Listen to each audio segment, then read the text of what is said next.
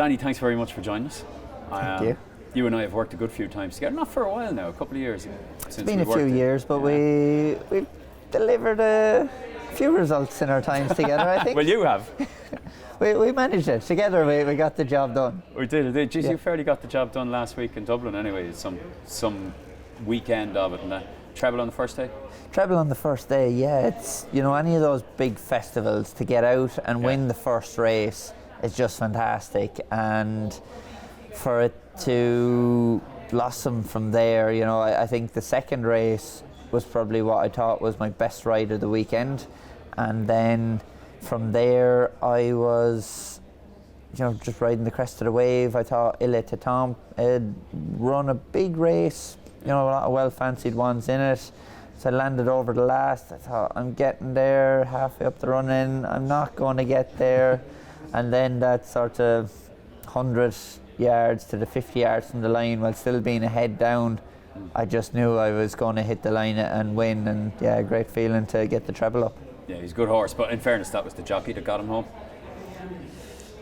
I think in fairness to the horse, all went to plan. I gave him a good ride, but in fairness to the horse, he's definitely found improvement over fences. And Facile Vega, he's been beat his last twice, but he's still got a huge engine. And I think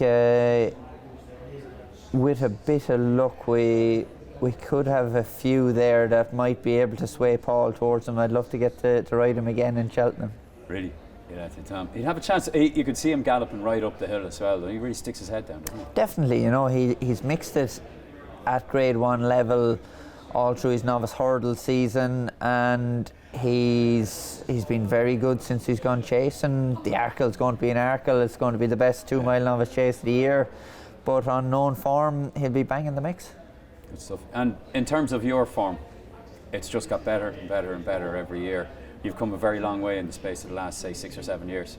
Yeah, definitely. And I suppose, funny way of looking at it is the harder you work, the luckier you get.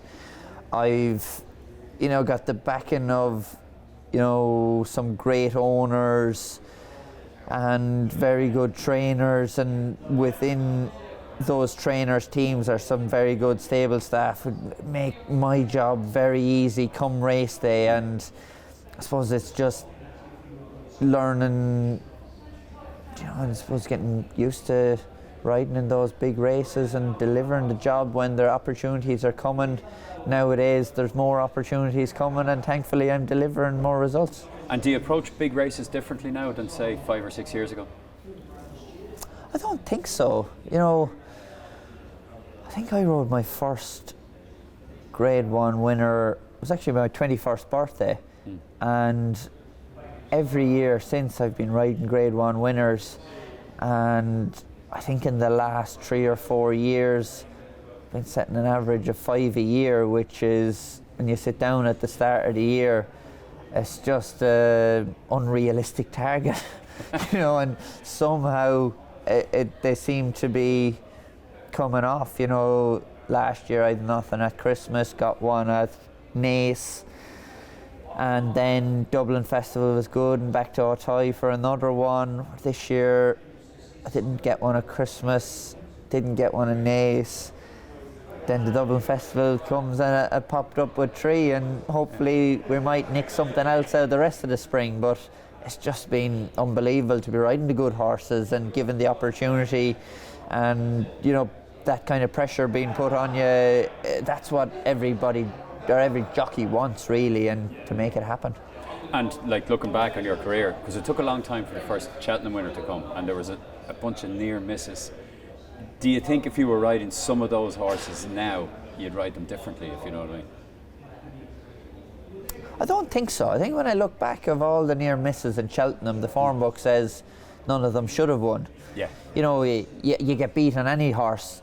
You just don't go out and don't do the same thing. If you had them back, you'd try something different, and who knows what could have happened. But if I look back on the ones that got beat in Cheltenham, and if there happened to be a Grade 1 horse in a handicap that you got beat on, you think, what were you at on that? But the form book says they all ran as good as they should have. And is there a particular ride from Cheltenham that you are particularly proud of? Like, there's a couple in my head that I can remember where you just gave the horse an amazing ride, or the ones that really stand out to you.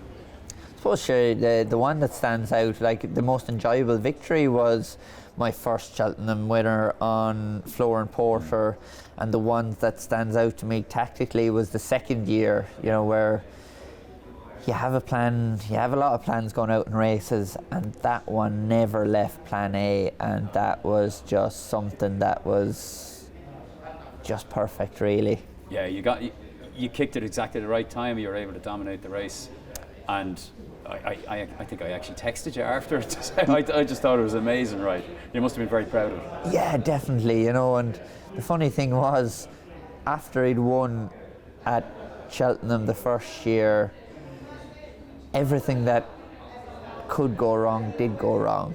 And, you know, Gavin and the lads, you know, they stuck to the plan, and I remember walking into the parade ring that day and telling the lads we have the best horse in the race, you know, if the ball bounces our way, he'll win, and he did. I just had great belief in him going out that day.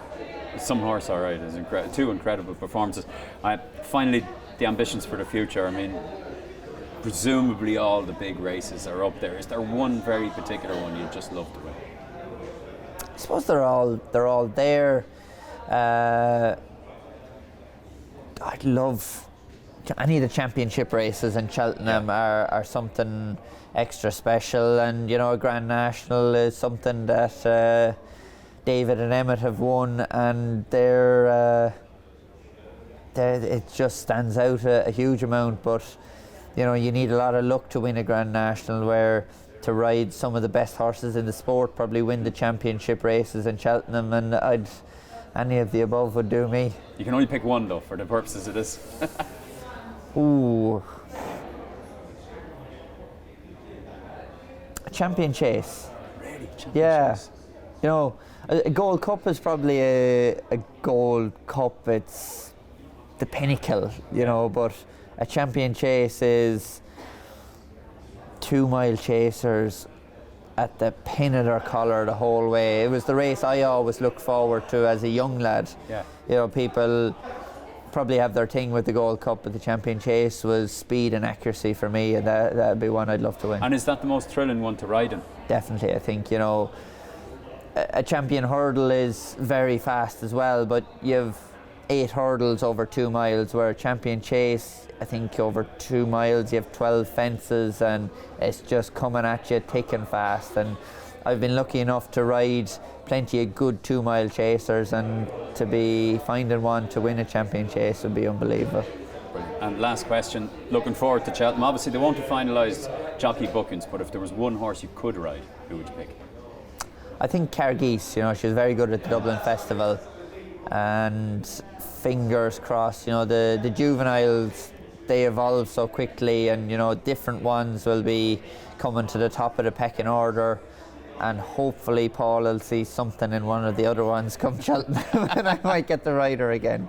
So you'd be persuading them, saying, no, you need to go for a different one? I think so, but even, you know, with that, Marshborough was probably the takeout horse from the race at the Dublin Festival. Mark Walsh will probably ride him, being a JP McManus horse. Storm Hart ran a very good race in second, and you know, there's a lot of them within there that can go and win, and then you have to deal with Sergino in England, so fingers crossed we'll give him a fair rattle.